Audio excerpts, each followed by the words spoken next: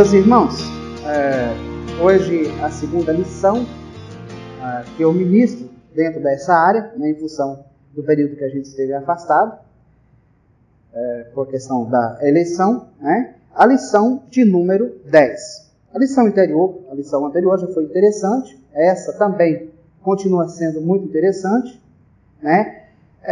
esses assuntos, o título da lição é O Perigo da Crise Emocional no Exercício do Poder. Esse tipo de assuntos são assuntos que mexem muito com a gente, porque é uma espécie de contrastação daquilo que nós fazemos, de uma forma que, como se a gente pudesse ver-nos diante do espelho. Os estudos voltados para essa área emocional, o estudo da psicologia humana, da forma como o homem age, como nós agimos nos instintos secretos dos nossos raciocínios, porque nós pensamos muito naquilo que ouvimos, naquilo que falamos, naquilo que as pessoas conseguem colocar para fora, as coisas externas, Mas quando a gente começa a estudar as crises emocionais, nós começamos a fazer abordagem de coisas internas. De repente nós falamos de elementos que mexem conosco, e a gente pensa, olha, mas eu não sabia que era assim, E isso provoca entre nós, ou em nós, uma necessidade muito grande de mudança, Tanto eu já disse isso aqui em outras lições, em outros momentos, e volto a dizer, que as pessoas, irmão J. Batista, que se recusam a mudar, a tendência deles é fugir, Porque só há uma forma, olha só, é muito fácil a gente cobrar a correção dos outros, não é, irmã Maria Leguelina? É muito fácil. Mas só há uma forma, irmão Leonides, da gente cobrar a correção de nós mesmos, nos entendendo, confrontando nós conosco mesmo, aceitando que a palavra, na verdade, confrontem a nossa forma de pensar, talvez o nosso ego, o nosso orgulho, para a partir de então, a gente pedir misericórdia de Deus e mudar para melhor, ser melhor. Eu acredito nessa possibilidade.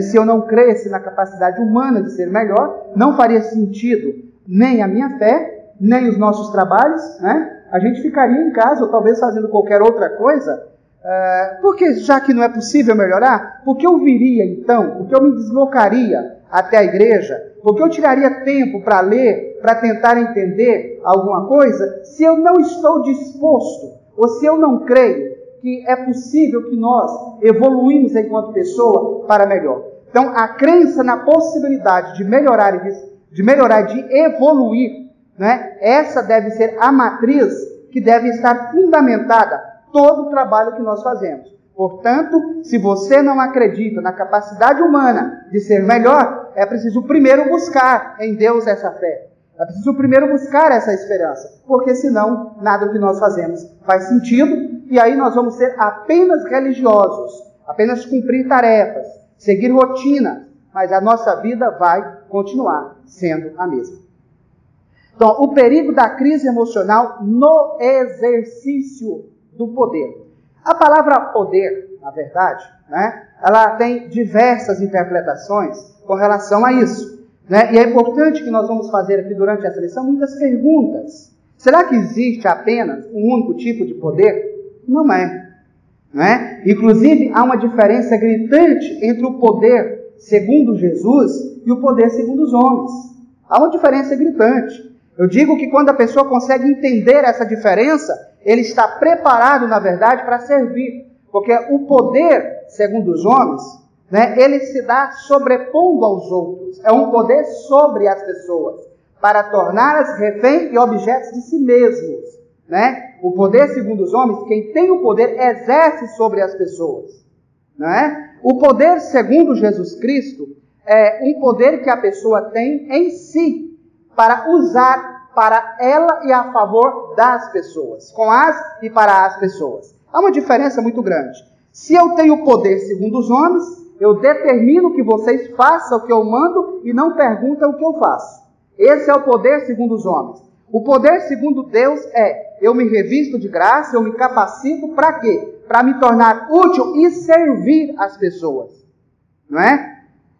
Isso está totalmente fundamentado nos 4 evangelhos. Basta a gente ler com muita atenção e perguntar como é que Jesus termina o seu ministério. Um dos últimos atos que Jesus faz, depois de construir entre eles a identidade do mestre, qual que é o último ato que ele faz? Porque quem é o mestre? A ideia do mestre é aquele que está numa situação superior. Aqui na lógica do homem, os alunos serviriam ao mestre. Não é isso na lógica do homem? Mas Jesus, quando conquista o lugar de mestre na mente das pessoas, ele os convida para um lugar e manda que as pessoas arrumam uma toalha, uma bacia com água, e ele vai lavar os pés dos discípulos. E aí os discípulos perguntam, fica chocado com aquela situação, e chama ele de mestre. Mas ele, sim, eu sou mestre, mas eu estou fazendo isso para que sirva de exemplo para vocês. Ou seja, quando eu cheguei no topo da minha carreira, que aqui na lógica do homem, Tiago, estava dizendo para as pessoas, olha, agora você me respeita, você escuta, você me respeita, porque eu cheguei no topo. Aí Jesus chama o povo e lava o pé dele. Ele diz, é assim que eu quero que vocês façam com as demais pessoas. Ou seja, se o homem busca poder freneticamente, desenfreadamente, para ser servido pelas pessoas, irmã Maria, Jesus conquista o poder para colocar a serviço das pessoas. Olha que mudança, não é isso? Olha a diferença, o tanto que ela é grande. A palavra é uma só, poder. Mas a diferença é gritante. O poder, segundo os homens, é usado para usar sobre as pessoas, impor, dominar, fazer com que elas façam aquilo que você quer. O poder, segundo Cristo, nos capacita para agir com as e para as pessoas num regime de cooperação e não num regime de competição. O poder, segundo os homens, gera competição. Porque na escala dos poderosos, em que a gente domina sobre os outros, surgem os pequenos dominadores. São as pessoas que vão também buscando poder, irmão Leonice, mas para dominar as pessoas. Vai estabelecer um evento de competição entre as pessoas. Todo lugar que as pessoas entendem o poder como capacidade de dominar os outros, geralmente esse ambiente ele é marcado pela competição. E isso é o poder segundo os homens. Mas todo ambiente que as pessoas que nele estão entendem o poder segundo a lógica de Deus, ele não é marcado por pessoas frouxas, quietas, ele não é marcado por pessoas sem vontade de crescer. As pessoas têm vontade de crescer. As pessoas têm vontade de buscar o conhecimento. As pessoas têm vontade de melhorar. Mas não é de ser melhor do que os outros. É de ser melhor para os outros.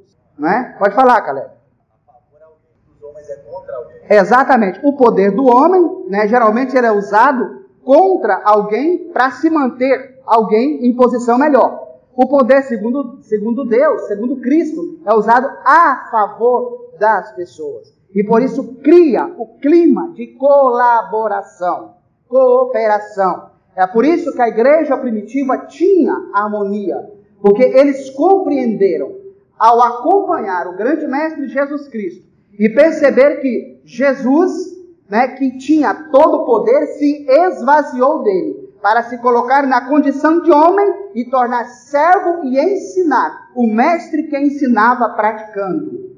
Olha só que coisa interessante. O mestre que ensinava praticando. Jesus não reivindica para si a autoridade do mestre. Pelo contrário, ele põe a autoridade do mestre a serviço de resolver conflitos, de curar feridas, de sarar as almas que estavam machucadas. Ou seja, todo o poder de Cristo, ele é utilizado a favor de quem estava sofrendo. Agora, ele só usava a autoridade contra quem? Contra os opressores e aqueles que amavam o pecado. Contra os fariseus, Jesus usou a sua autoridade. Contra os exploradores, mentirosos, gananciosos, Jesus usou a autoridade. Mas com as pessoas que precisavam ser curadas.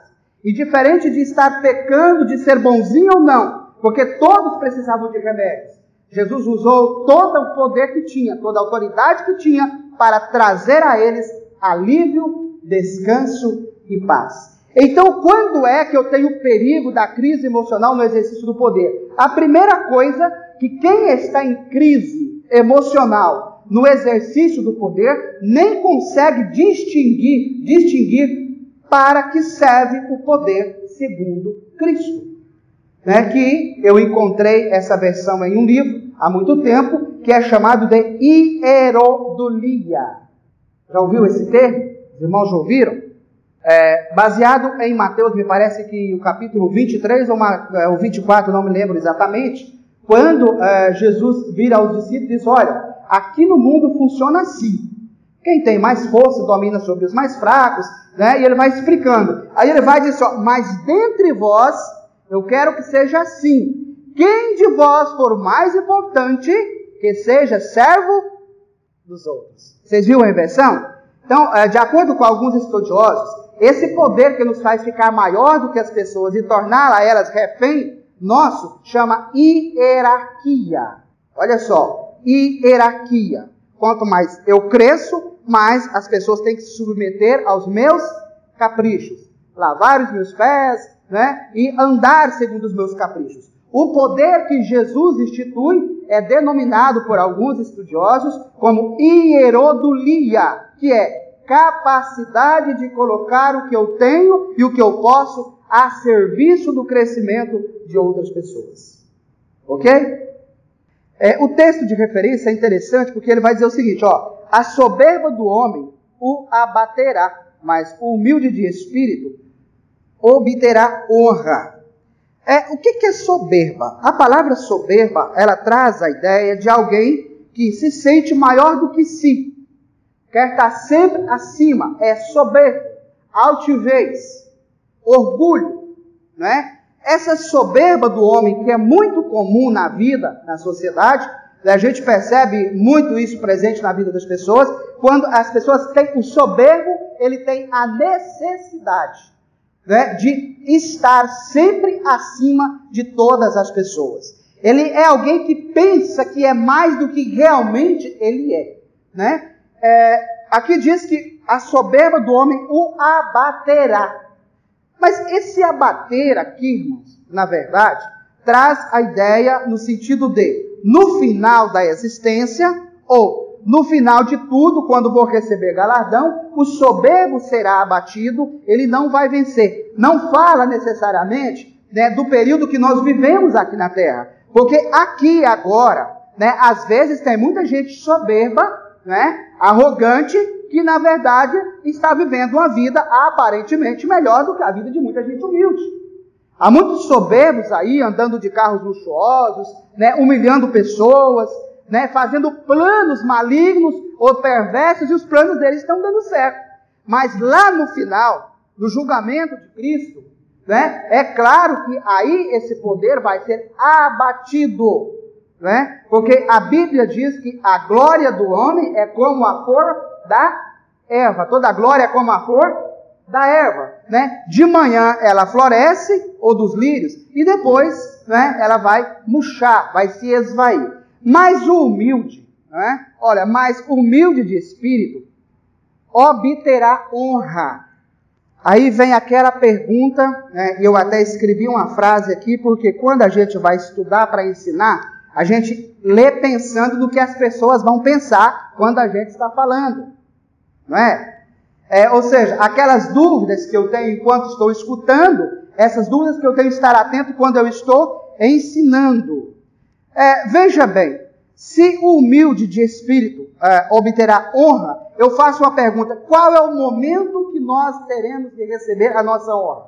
Porque a gente percebe na vida, nesse jogo pesado da vida, aqui na Terra, a gente vê muitas pessoas humildes estando agindo certas, mas aparentemente tendo derrotas. Aparentemente. Nem sempre aqui elas estão exatamente bem.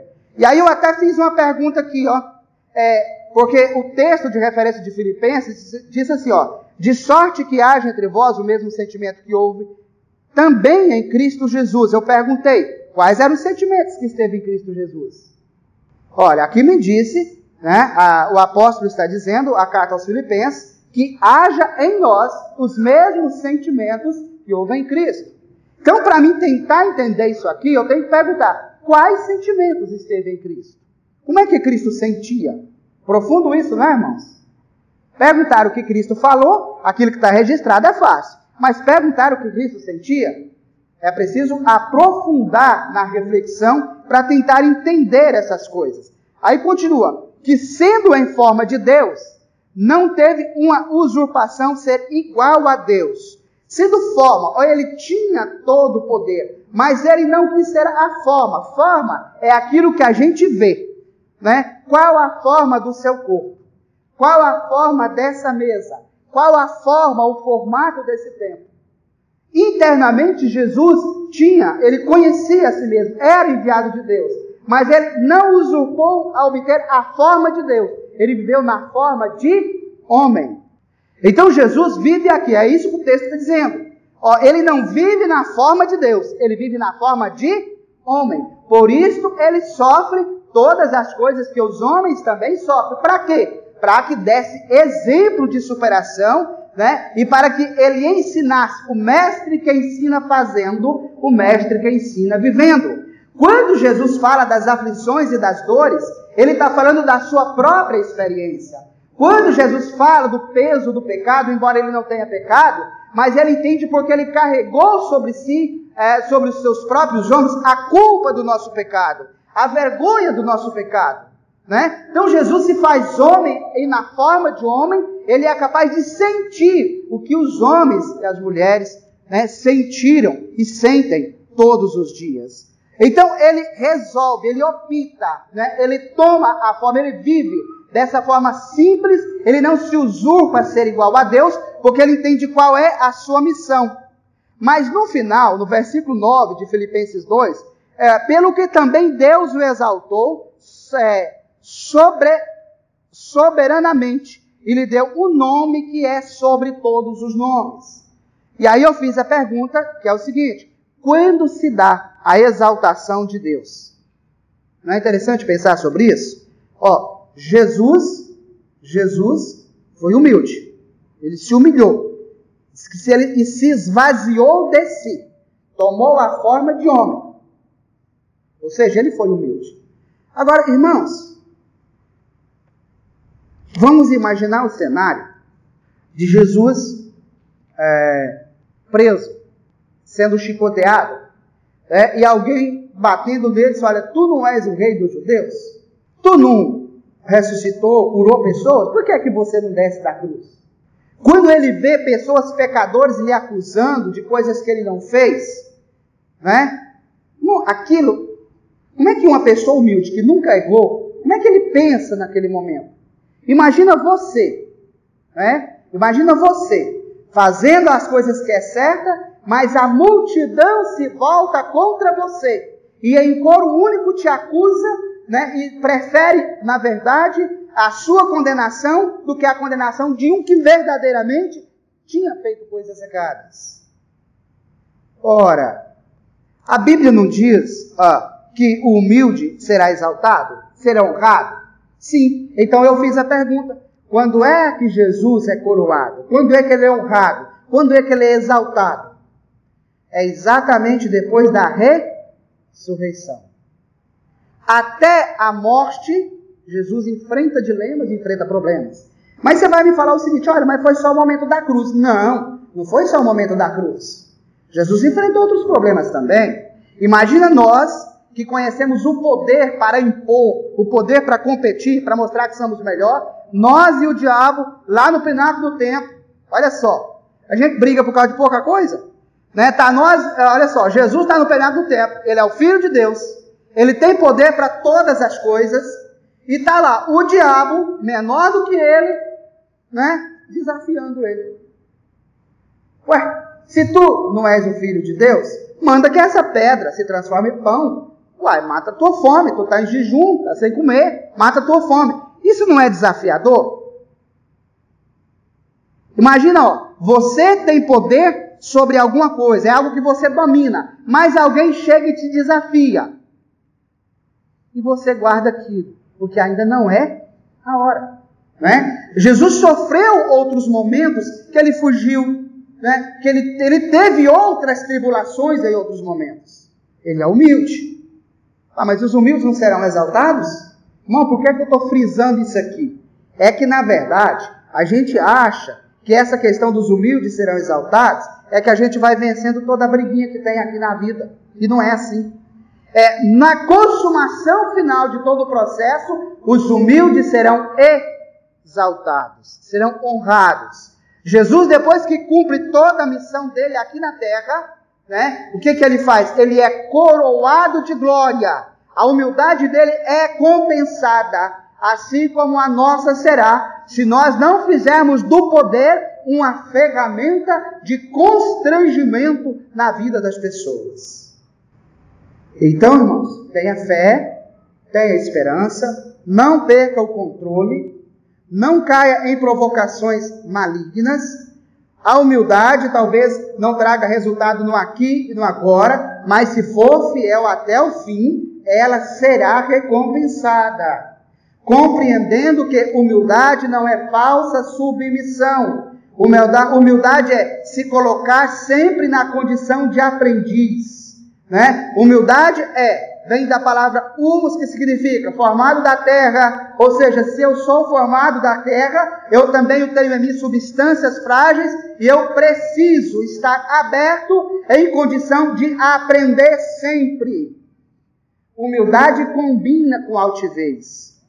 Humildade combina, na verdade, né, com uma pessoa autêntica. Você pode ser humilde e autêntico ao mesmo tempo.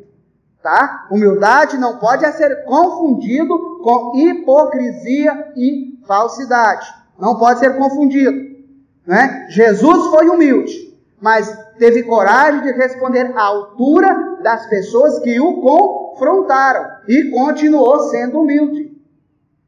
Porque os homens que entendem o poder como forma de domínio, cobram-nos uma humildade como forma de submissão a qualquer circunstância. Não é? E não é isso que Jesus nos ensinou. Jesus nos ensinou a ser humilde, mas também autêntico, ou seja simples como os pombos e prudente como as serpentes. Simplicidade está ligada à humildade. Prudência está ligada à altivez. A capacidade de saber a hora certa de responder.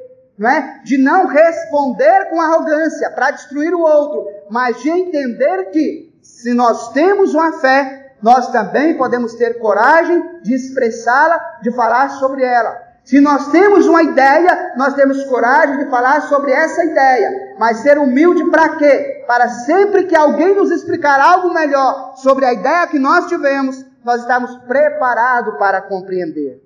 O altivo não dá conta disso, viu, gente?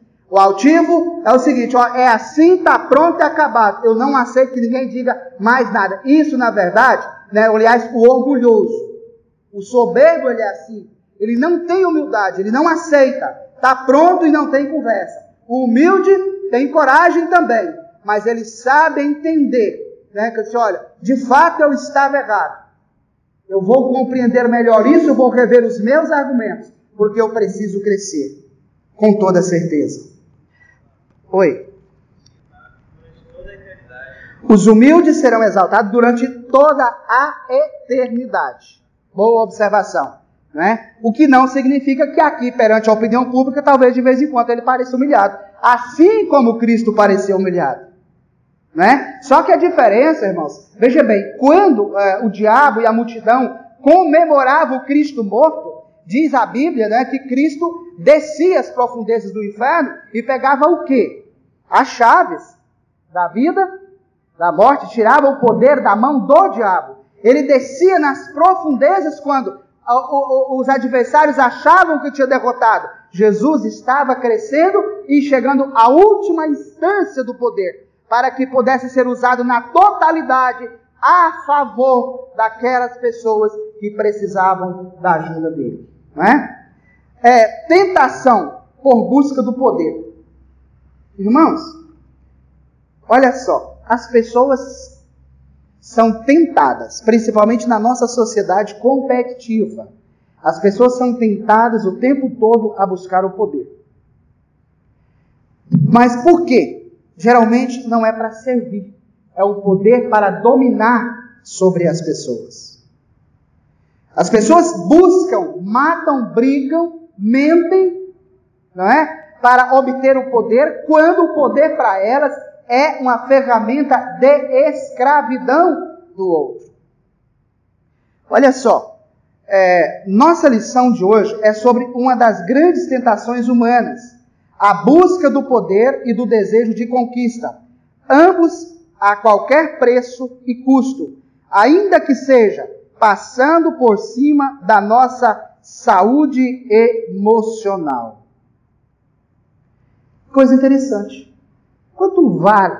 Né? Primeiro, a gente, para buscar o poder, já devia entender que tipo de poder eu quero e para que eu quero o poder. Primeiro. Segundo, né? Quais os limites da minha busca por aquilo que eu quero? Será que vale a pena eu destruir a minha vida emocional para obter alguma coisa? Não é? E aí tem uma coisa interessante, eu fiz uma observação aqui, irmãos, eu fiz a pergunta, por que o poder no homem não pode ser total? O homem cheio de vaidade, o poder para ele é sem limite. Por isso que surgem as leis.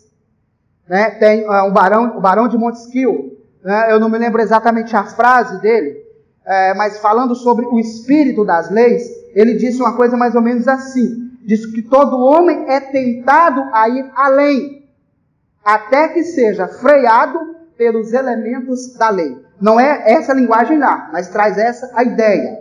Por que Deus criou a lei? Por que a Bíblia é uma lei? Por que Deus criou, quando instituiu a nação de Israel, Ele criou os 10 mandamentos? Exatamente porque Ele conhece a figura humana e sabe que, se o homem, na sua fraqueza, sem temor de Deus, obter o poder na sua totalidade, ele se torna uma pessoa violenta, porque todo homem é tentado a ir além do que pode, até que seja freado por um dispositivo da lei. Por isso que tem que ter lei, irmãos. Né? Nós vivemos numa sociedade que a lei, que para muitas pessoas a lei é a vontade. Não, a nossa lei não pode ser a nossa vontade. Uma vida em sociedade existe regramento. Até onde eu posso ir? Olha, por que eu não posso atravessar essa linha? É preciso estabelecer limites, porque nós convivemos da relação com o outro. É um espaço dividido. Cortella diz que, na verdade, né, nós não vivemos numa casa, nós não temos um domínio, nós temos um condomínio. A vida em sociedade, a vida na igreja, na comunidade, é uma espécie de condomínio. Nós dividimos, irmão Jota, o tempo todo espaço com outras pessoas. Por que eu não posso infligir a lei? Exatamente porque a lei é para que todas as pessoas encontrem o seu espaço. Porque o homem é tentado a ir além disso. Então é muito importante, né? E aí eu respondo a pergunta. Só pode ter poder absoluto quem tem alguns atributos. Quais são os atributos? Da onisciência, da onipotência, da onipresença. Tem mais um? Onisciência, onipotência, onipresença. Onisciência, saber de todas as coisas, do antes, do agora e do depois. Onipotência, ter poder sobre todas as coisas. Onipresença, poder estar em todos os lugares ao mesmo tempo. Sabe por quê, irmão, que eu não posso ter poder absoluto? Eu não tenho o atributo da onisciência. E de repente eu agrido alguém que vejo fazendo algo que eu não me agrado, sem entender o que aconteceu antecipadamente àquela ação. Agora, Deus pode ter poder absoluto, por quê? Ele tem os atributos. Por isso que ele não comete injustiça. Sabe por que nós não podemos ter poder absoluto, irmãos? Porque nós temos instinto de raiva, de agressividade, não é? E de repente, um irmão me passa uma raiva, uma pessoa me passa uma raiva, se eu entender que o meu poder é absoluto, eu tiro a vida dessa pessoa.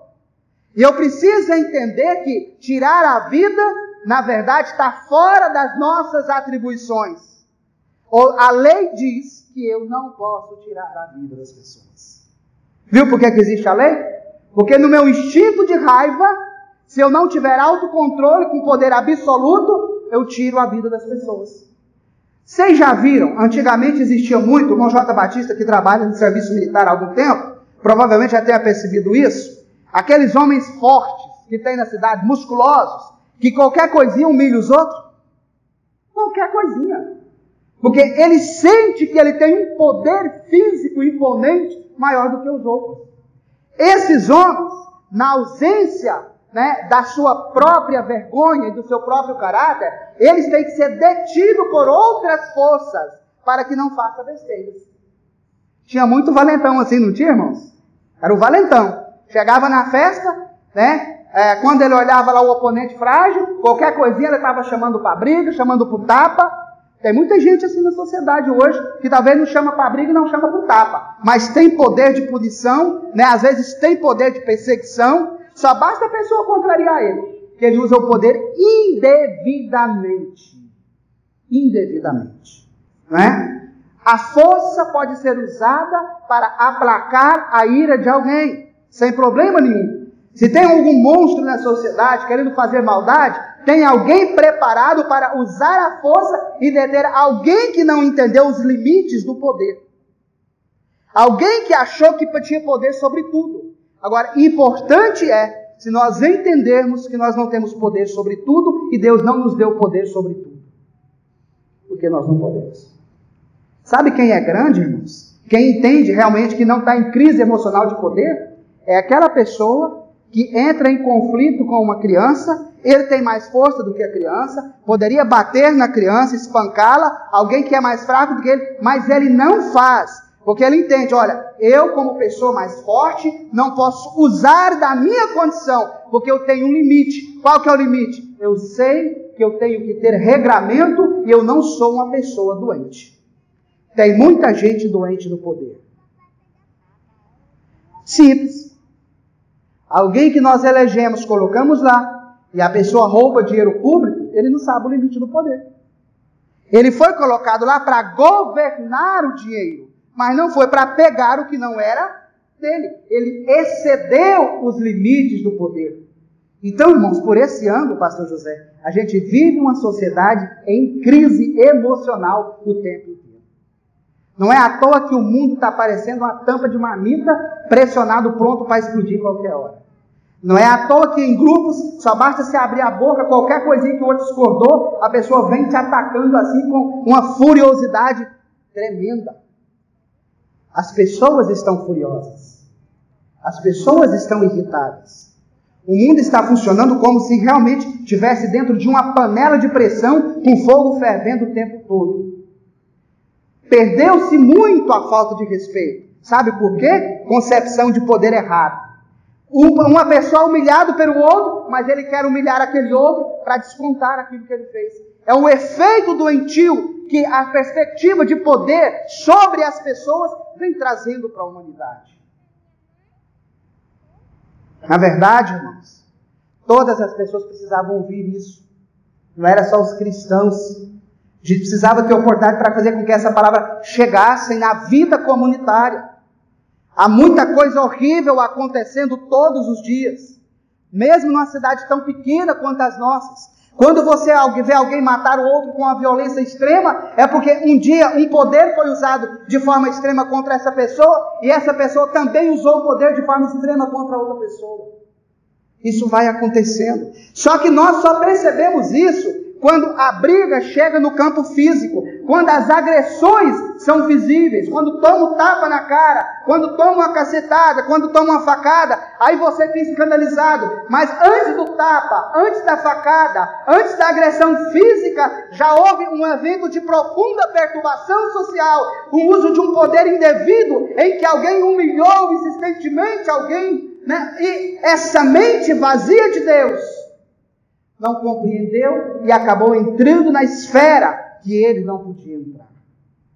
Todas as vezes eu tenho uma coragem de tirar algo que é de alguém, não é meu, seja mais pequeno que for, eu estou fazendo uso indevido do poder. As pressões da vida social me trouxe um adoecimento mental, a ponto que eu perdi a noção dos limites do poder. E aí esse meu sofrimento mental faz com que eu faça outras pessoas sofrer. Somente Deus é onipotente. Por isso só Ele. Sabe por quê? Ele é misericordioso. Vocês imaginam, irmão, se a natureza de Deus fosse igual à nossa natureza? A hora que a gente desobedece de forma insistentemente, irmãos? Vocês imaginam o que Deus faria conosco? Não é? O que Deus faria conosco?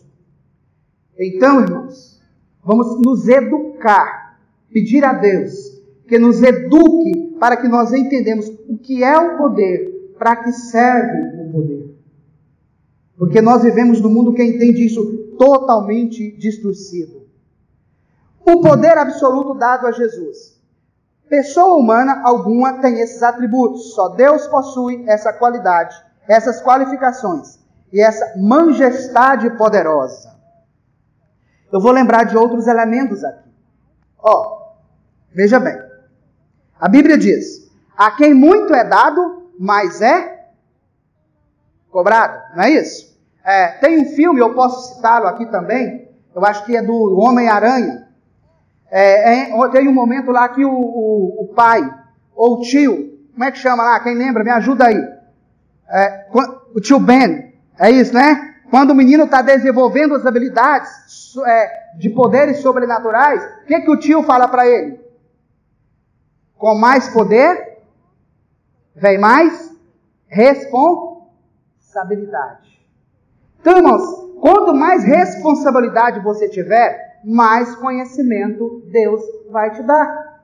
Porque quando Deus dá muito conhecimento para pessoas irresponsáveis, Ele usa o conhecimento de forma equivocada. Não é? Então, há muita gente, aí vem aquela pergunta, e agora eu vou entrar num assunto interessante. De vez em quando eu escuto as pessoas falando assim, não, irmão, se essa pessoa está fazendo coisa errada, Deus vai matar ele. Pior que Deus não mata. O livre-arbítrio também está no uso do poder. Se eu quiser, Deus me deu a oportunidade de ter algum conhecimento limitado para minhas funções de professor em sala de aula. Mas, irmão Fábio, se eu quiser usar esse poder para seduzir pessoas, para atraí-las para o mal, eu uso. E Deus não vai me matar. Muita gente não entendeu isso até hoje. Muita gente não entendeu por que tem gente errado governando. Por que tem gente malandro que perpetua no poder há muito tempo? Mas Deus não matou? Não, Deus não matou. Ele não disse que ia matar. Eu já disse isso e volto a dizer. Deus me deu, dado a hierarquia da igreja, a possibilidade de ser pastor. Se eu quiser usar isso aqui, irmão, de forma errada, para humilhar as pessoas, eu uso. E Deus não vai me matar. Porque os falsos mestres existem desde lá da antiguidade. Eles existem. E diz que estão entre nós. Não é? Então, de nossa parte, é nós que temos que buscar, na verdade, o regramento, a misericórdia e a observação, né? E o temperamento e o temor de Deus para os nossos corações. Para quê? Para nós usarmos as coisas que Deus nos deu apenas para o bem. Olha, eu não gostei do que o fulano falou para mim ali, não. Eu podia acabar com ele agora. Mas eu não vou fazer. Não está na hora. Se eu fazer agora, eu simplesmente vou humilhar e ele não vai entender. Eu vou deixar para usar essa autoridade em outro momento, porque eu quero que ele se corrija. Mas eu quero que ele melhore. Eu não quero derrotá-lo, ele. Eu quero que ele derrote o mal que está dentro dele. É diferente isso, não é? Quem usa o poder para humilhar as pessoas, ele quer ofender as pessoas publicamente para provar que ele é mais forte. Mas pessoas autênticas, humildes, que sabem que o poder é uma ferramenta para o serviço, ele não vai deixar o outro errando a vida inteira também não, viu, irmão Antônio? Né? Ele vai ficar observando a pessoa está errando, ele vai chegar aí no lugar. Na hora certa, falar, olha meu filho, você está fazendo coisa errada. Isso vai te levar para o precipício. Mas ele vai falar isso para quê? Para que essa pessoa tenha poder interno de mudar as suas práticas. É bem diferente essas coisas. Não é? Mas é preciso fazê-la, viu, irmãos? Foi por isso que eu disse, eu foquei aqui nessa tese que, não espera que Jesus vai vir cá consertar um erro meu. Não. Não espera que, eu vou fazer coisa errada, e se eu tiver errado, Jesus vem e dá um tapa na minha cara. Olha lá que se brincar, eu vou até a morte fazendo coisa errada. Olha lá que vou. Não é? Tem muita gente aí chafurdada no pecado, na miséria, humilhando os outros, mentindo, enganando, trapaceando e está vivendo.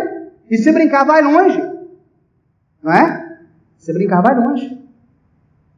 Agora, não vai passar do acerto no grande dia do juízo final. Aí a coisa fica difícil.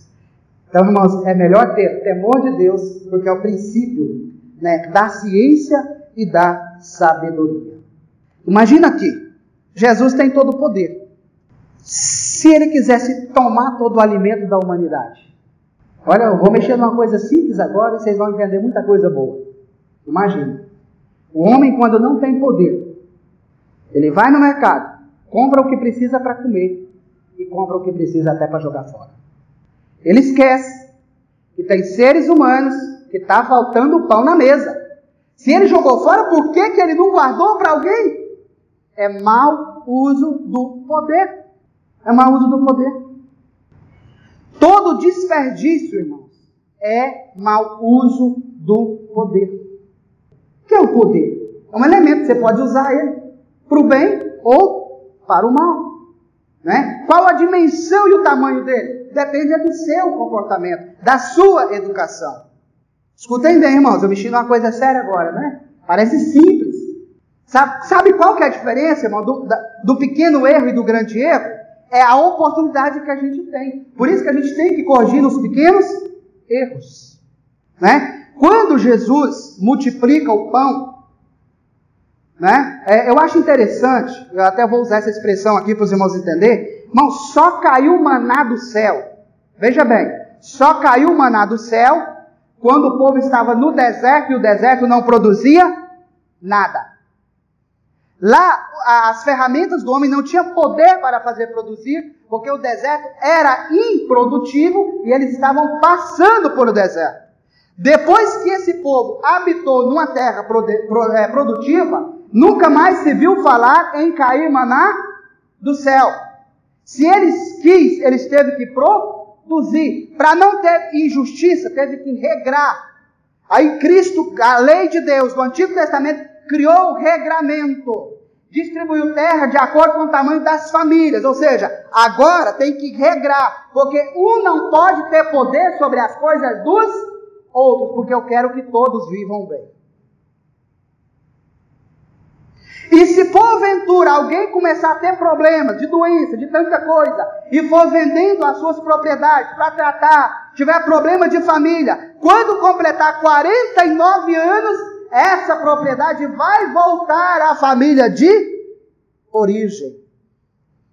E aí ninguém comprava a propriedade, comprava o direito do uso dela para ajudar alguém que estava precisando, porque aos 49 anos, era o tempo da remissão, essa propriedade voltava. Ou seja, Jesus regrando o uso das coisas. Aliás, Deus, através dos mandamentos, isso é no Antigo Testamento, regrando o uso das coisas. Isso vem até no Novo Testamento. Quando o povo está na beira do mar, ouvindo Jesus, não tem pão. Os discípulos ficam incomodados e falam: Senhor, despede esse povo para ir embora. O que Jesus disse para eles? Olha, isso não é certo.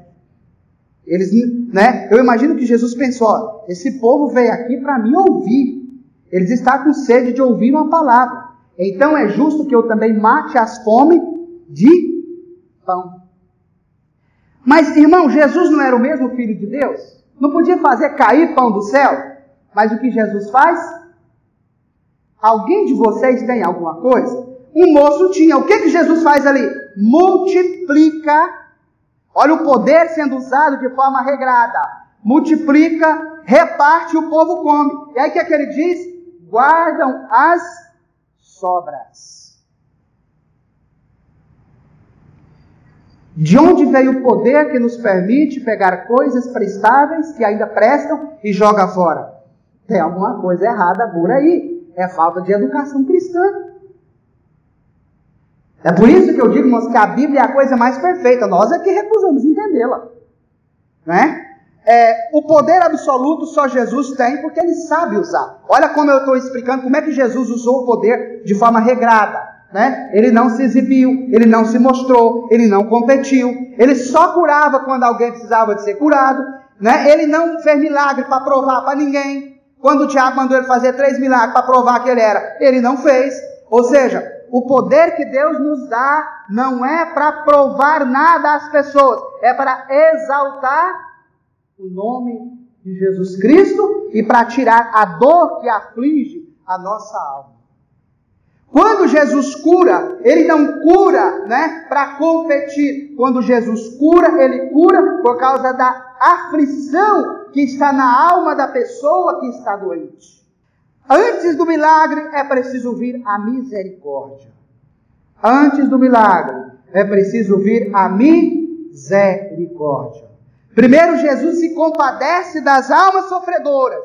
E aí Ele usa o poder e a autoridade para livrar as pessoas do sofrimento. Quando vocês forem até alguém, orar por alguém, aconselhar alguém, né? Quando alguém olhar para vocês como servos ou servas de Cristo, alguém dotado de alguma capacidade, deixe isso bem claro. Olha, Cristo quer abençoar as nossas vidas, porque Ele nos ama, porque Ele é misericordioso. Nada eu tenho para mostrar que sou melhor do que ninguém. Se Jesus quiser fazer milagres, a autoridade que Ele nos dá vai ser utilizada para aliviar a dor, para aliviar o sofrimento e para que as pessoas saibam que Deus é Deus e Deus é misericordioso, é bondoso e atento às nossas angústias. Tentativa de ser como Deus surge onde? Satanás. Na verdade, no tópico 1 e 3, há uma constatação nos dias odiernos que, de novo, não tem nada. Luta pelo poder e domínio sobre as pessoas, muita vaidade e glória humana. Sem ser mais, ter mais, conhecer mais. Mesmo Deus tendo preparado e providenciado para o casal no jardim do Éden, Adão e Eva cederam à tentação. Desde então, a história registra diversos exemplos de busca desenfreada pelo poder. Olha só, vou te fazer uma pergunta e a mim também. Quando é que eu uso indevidamente o poder que eu tenho? Quando eu vou além das minhas necessidades. Certo? Quando eu uso o dinheiro que eu tenho para esnobar, para humilhar as pessoas, uso indevido do poder. Quando eu uso o conhecimento que eu tenho, não para ensinar, mas e não para combater também as pessoas erradas. Quando eu uso para humilhar as pessoas, uso indevido do poder. Se eu canto, tenho talento, se eu uso os meus talentos para humilhar as pessoas, uso indevido do poder. Se eu uso a minha autoridade hierárquica dentro da igreja para humilhar as pessoas, uso indevido do poder. Essa autoridade só pode ser usada para conter o erro e o pecado, mas para fazer com que o pecador cresça em direção a Cristo. Quando é que eu estou usando o poder de forma errada? Todas as vezes que eu tento ir além das necessidades. Vou provar isso nas Escrituras? É agora. Quando Deus coloca Eva e Adão no jardim do Éden, lá tinha tudo o que eles precisavam para viver bem. A árvore da vida não tinha vitamina alguma que o corpo de Adão e Eva precisasse, que eles precisassem comer dela. Todas as vitaminas, todos os nutrientes que o corpo de Adão e Eva precisava para viver emocionalmente, fisicamente, biologicamente equilibrado, as plantas que Deus deu para comer, as frutas, tinha de tudo. Sabe o que é aquela árvore proibida? Aquilo é a simbologia do desejo. É mais ou menos assim, eu tenho tudo para estar bem, mas eu vou botar a mão no que é seu. Eu tenho tudo, em casa está tudo bem, mas eu estou com inveja do que está na sua casa, eu vou brigar para tê-lo, embora eu não preciso. Por isso que tem muito sofrimento na humanidade. O fruto proibido representava algo que eu tenho acesso, mas eu não tinha necessidade. Eles tinham acesso ao fruto proibido, estava na decisão deles. Por isso que era proibido. Porque algo que eu não posso pôr a mão, ninguém precisa me proibir, eu não tenho como pegar. Ninguém de vocês precisa me proibir de entrar num avião aqui agora, porque não tem avião aqui dentro. Ninguém precisa me proibir. Mesmo que eu queira, eu não consigo. Sabe o que está acontecendo na sociedade, irmãos? As pessoas estão transformando o desejo em leis. Sabe por que muitos pais têm sofrido muito com a educação dos filhos? Porque os desejos dos filhos têm se tornado imperativos. Mesmo que o pai não pode conceder, o pai se escraviza, faz o que não pode, endivida e dá, porque vontade virou lei. Vontade não é lei. Porque aí você vai dar a essa criança um poder acima das possibilidades. E a criança, quando está crescendo, irmão, é regramento, é saber até onde eu posso ir. Por isso que o provérbio diz que quando o pai dá tudo ao filho, depois ele passa vergonha com o filho na vida adulta, quando o filho cresce. Porque o filho começa a achar que o mundo é obrigado a dar tudo o que ele quer, na hora que ele quer e do jeitinho que ele quer. Isso é doenças do poder. Essa lição se aplica a quase tudo na nossa vida. A sociedade está profundamente adoecida. Profundamente adoecida. As relações humanas estão comprometidas. Porque o homem tem usado o poder indevidamente, sem limites, sem regramento. Sabe por que tem muita gente morrendo na fila dos hospitais? Porque tem gente que tem coragem de usar o poder que o povo deu dentro de uma organização organizada e permitida por Deus para meter a mão no dinheiro que não é dele. Sabe por que tem fome no mundo? Porque tem gente que tem coragem de criar acúmulos e jogar para os cachorros, jogar fora, e não tem coragem de dividir, porque usa indevidamente o poder do dinheiro. Dinheiro dá poder. Espaços na hierarquia social dá poder. Conhecimento sem reverência e ética também dá poder. Todo poder usado indevidamente de forma adoecida gera comprometimentos. Quando você olha para uma sociedade gemendo, é que tem alguém sorrindo e fazendo festa com aquilo que era para ser de todas as pessoas. E a igreja, irmãos, tem que aprender a indignar com essas coisas. Porque quem não tem raiva do pecado, alguma coisa errada está acontecendo. Quem não é capaz de entender que o poder sendo usado de forma indevida, sem limites e sem regramento, por pessoas adoecidas, estereotipalizadas, alguma coisa está errada em quem faz e quem acha que é normal. Deus está longe. Deus está longe. Entenda bem o que eu estou dizendo. Deus não pode estar numa mente que acha que fazer coisas erradas, a ir além dos limites do poder, é normal. Deus não está. É alguém que em alguma área da vida se distanciou de Deus. E é preciso que nós em algum momento chegue a essa pessoa e diga: cuidado, você está ultrapassando os limites. O poder na tua mente virou uma doença. É hora de tratar. Satanás deseja ser como Deus. Assim como Adão e Eva tinham tudo no jardim, não precisava de nada. Mas ele vai além, ele deseja e torna o desejo uma lei. Ele vai ao limite e faz do desejo uma lei natural. Ou seja, ele come, ele toma posse de algo que não tinha necessidade. Apenas pelo desejo de ser igual a Deus. Mas peraí, se ele tinha tudo, por que queria ser igual a Deus? Não tinha necessidade, ele era homem. Então, irmãos, nós podemos crescer continuando no nosso lugar. Você sabia disso? Eu posso crescer servindo. Aí é que está a diferença.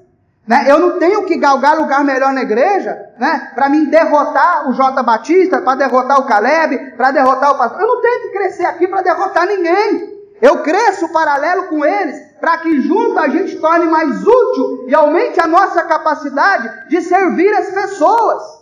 Porque todo poder usado equivocadamente vai tornando as pessoas acéfalas. Ela cria problema nos relacionamentos, ela vai machucando pessoas. Olha, quando eu cresço e uso o poder de forma equivocada, geralmente no meu caminho vem pessoas junto comigo, crescendo e vivendo comigo. Quando eu uso o poder de forma errada, na medida que eu vou crescendo, as pessoas vão se reduzindo, as pessoas vão ficando menor. Porque as pessoas viram como se fossem objetos de uso meu. Eu fico bem e eles ficam mal. Perigoso isso, né? Quem usa o poder de forma errada, na medida que ele cresce, o entorno dele vai ficando mal. Quem usa o poder de forma certa, ele cresce, mas o entorno dele também compartilha dessas boas coisas. Caminhando, porque o tempo não nos permite, né? O perigo da crise emocional.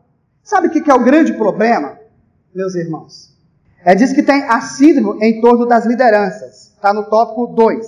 Enquanto a igreja está na terra, irá conviver com aqueles que têm sido dominados pela soberba e o desejo de poder para dominar e possuir as pessoas. Você já viu aquela ideia do líder que acha que ele é dono das pessoas? Né? Pedro escreve sobre isso. Para que não presida a igreja de Deus, o rebanho de Deus, como se fossem donos da igreja. A gente vê tanto isso na vida particular também, né? Tantos líderes que se tornam, acham que são donos das pessoas, que as pessoas é obrigado, não é fazer o que é certo, não, é fazer o que eles querem. Porque encaminhar as pessoas ao caminho da verdade é o dever de todo líder. Esse é o dever. Nisso ele tem que concentrar esforços. Nisso ele tem que usar o cajado e usar também a autoridade para colocar as pessoas no caminho do crescimento. Né? Então o autor aqui está dizendo que há uma síndrome instalada no uso equivocado do poder. E isso também causa sofrimento a essas pessoas. O grande problema é esse. Que no final, toda pessoa que é opressora, toda pessoa que é dominadora, ela também sofre, porque ela está sendo vítima de uma doença social, que é o uso indevido do poder. O caso de Saul é um exemplo que dá aqui. Quem foi Saul, irmãos? Saul foi aquele indivíduo que Israel queria um rei, né? E Saul foi ungido para ser rei de Israel. Veja bem, Saul foi ungido para ser rei de Israel, mas o rei de Israel tinha que governar Israel dentro dos limites. Entendeu? Ele foi ungido para ser rei e não para ser dono, porque o dono era quem? Era Deus. Né? Como a lei não estava pronta ainda, estava em processo de confecção, né? Ouvia quem? Era o profeta. E aí vai para a guerra. E aí ele diz, duas coisas aconteceu com Saul, irmãos. Em um momento, era para esperar o momento certo de oferecer o sacrifício. Ele entendeu que Samuel atrasou, o povo pressionou, e ele diz que pressionado pelo povo, fez o que não era dele fazer. Olha o perigo. Foi além das atribuições dadas por Deus a ele. Ele era rei, ele não era sacerdote. Não é? Ou seja, ele não ateve para os limites da lei, os limites do poder. Samuel chega, dá uma corrigida daquela nele e mostra que Deus ficara desagradado com isso. Mais um pouquinho, de novo, ele vai a uma guerra e Deus dá uma ordem através do profeta Samuel, dizendo, vai lá, destrua, esse povo é ímpio, bens, tudo ímpio, destrua. Aí de repente ele vai lá, o zóio cresce, olha só, o zóio cresce, vê vaca boa, vê ovelha boa. Não, isso aqui eu quero. Né? E pega, de repente encontra com Samuel. E aí, como vai? Está tudo bem, mas peraí, que gemido de gado é esse que eu estou ouvindo? Aí vem o argumento de Saul, Tiago. Não, peguei isso aí porque era bom, é sadio, foi para usar na obra, para o povo. Não tem justificativa não, irmãos. Diz que até a oferta dada com intenções ímpias, diz que ela é iniquidade. Não tem desse negócio não, J. Batista. Ultrapassou os limites da lei. E aí Deus rasga o reino de Saul. Por quê? Porque Saul usou indevidamente o poder. Saul foi acometido da doença do poder pelo poder. Né? Da pressão psicológica da sociedade. Um líder tem que ter racionalidade. O líder tem que ter temperamento, tem que buscar orientação de Deus nas horas difíceis, porque se for na pressão da multidão, aí ele erra junto. É uma carga pesada isso, né? Características emocionais que fizeram Saul superar. Diz que Saul, irmãos, tinha muitas características boas. Era um cara vistoso, de boa aparência, isso não é defeito, né? De boa aparência. Tinha poder aquisitivo para governar. Naquele momento ali talvez isso fosse importante, porque tinha independência financeira, para não precisar ficar refém da situação, né? Porque às vezes sem independência a pessoa fica refém da situação. Tinha independência financeira. Então ele tinha qualidades. Mas depois que ele vira rei, ele adoece emocionalmente. Olha os efeitos da crise emocional na vida dele. Ele fica soberbo. Ah, irmão, por que você está dizendo que ele ficou soberbo? Ele inverte os valores. Ele vira uma liderança mais apegada com o fazer em detrimento do relacionar-se. Não presta atenção nisso aqui, eu fiz até uma anotação, mas quando fazer é mais importante do que o relacionar-se, você destrói pessoa fazendo coisas. Grava essa aí. Quando fazer é mais importante do que o relacionar-se, você destrói as pessoas fazendo coisas. Não, tem pessoas que o poder subiu tanto na cabeça dele, que quando ele põe na cabeça que ele quer fazer alguma coisa, ele não importa quantas pessoas ele destrói. Não importa. Mas para nós que usa o poder segundo dado por Cristo, o relacionamento importa. Por isso, às vezes eu queria até fazer alguma coisa, alguma obra física, coisa. O que é coisa? Né? Coisas são elementos palpáveis. É aquilo que eu posso colocar à mão. A pessoa que usa o poder segundo Cristo, de repente ele ia fazer coisas, mas ele descobre que se fazer aquela coisa vai estragar relacionamentos. Os relacionamentos interessam. Ele recua, espera o momento certo ou muda a forma. Porque fazer coisas não é melhor também do que servir pessoas. Quem usa o poder pelo poder, ele mata quantas pessoas quiserem para fazer o que ele desejou fazer. Então, nem sempre, irmãos, ser triunfante na realização de coisas significa usar o poder devidamente. Vocês querem que eu cite um exemplo? Com a maior tranquilidade. Hitler colocou no coração que ele seria um líder poderoso. Ia instalar um conceito de governo autoritário. E ele realizou tudo e foi vitorioso no que ele pretendeu. Mas largou uma multidão de corpos estendidos. Entenderam bem o que eu disse? Hitler colocou na sua cabeça que seria um dominador, que seria um homem, um gênio da dominação, um governo autoritário, e implantaria a única forma de governar. Ele fez o que ele pretendeu. Ele realizou as suas obras, mas deixou muitos corpos feridos. Sabe por quê? Hitler não sabia os limites do poder. Hitler era doente. Ele tinha uma doença terrível que controlava todo mundo de fora, mas não controlava a si mesmo. Todo líder que tem doença do poder, ele controla tudo que está à sua volta, mas ele não governa os seus próprios instintos. Por isso que, em vez dele se educar, ele mata pessoas, ele fere pessoas, ele passa por cima de quem, quantos forem precisos, para fazer coisas.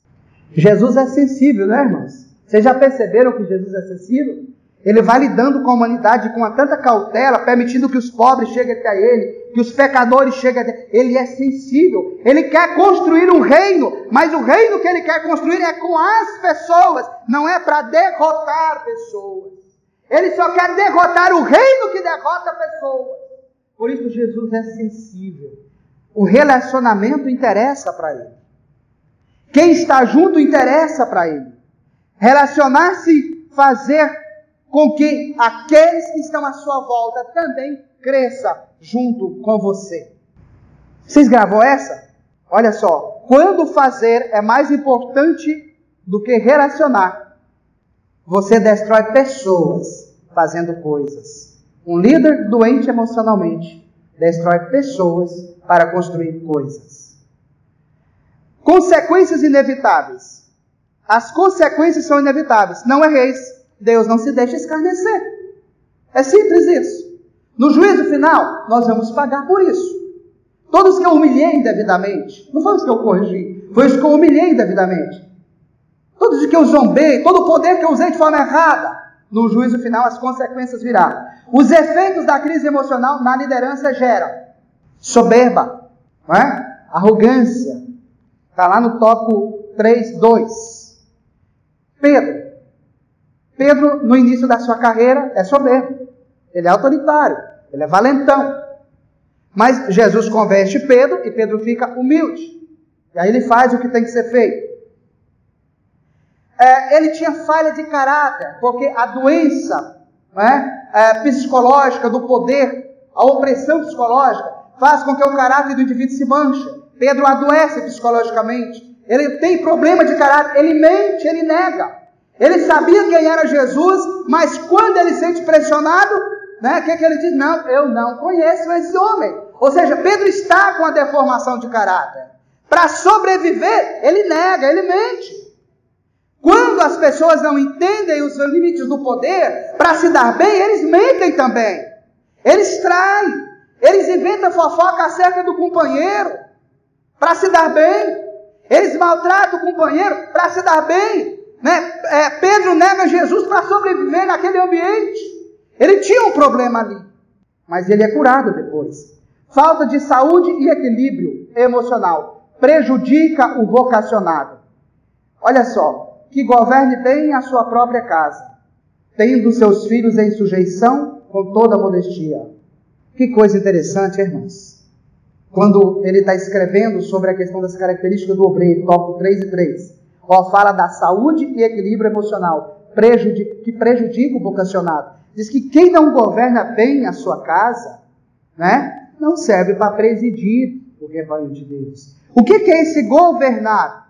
Agir com equilíbrio, ter o governo, ter o controle, nem sempre ter o mando. E aí que às vezes muita gente sofre.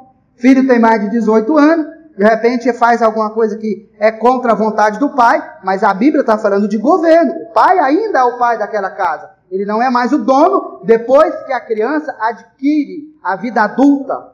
Lembra que eu expliquei aqui sobre as fases do amor de Cristo? Que chega um momento que nós também somos adultos e Cristo nos observa.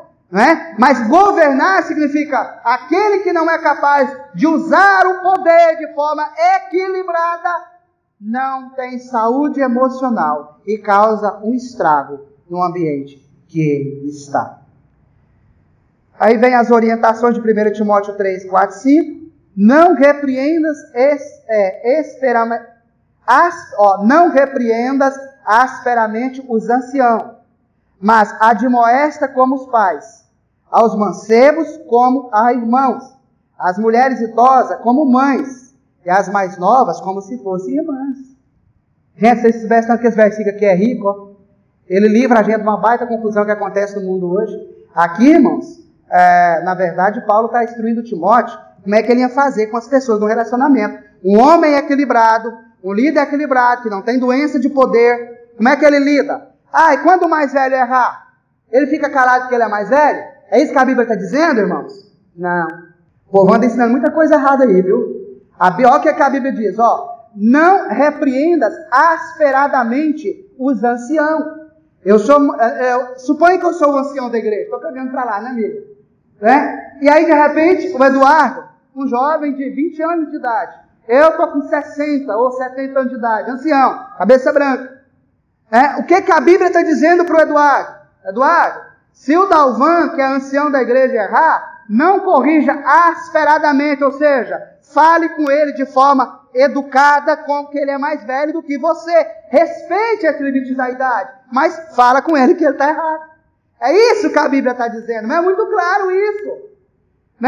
E se for uma pessoa da sua idade, não vai com autoritarismo não, converse como se fosse seu irmão. Está vendo tanto que a Bíblia é perfeita, irmão? Nós é que fazemos as coisas erradas. Então, a Bíblia diz que todos podem corrigir todos dentro da igreja. O problema é que com cada um você vai falar do jeito.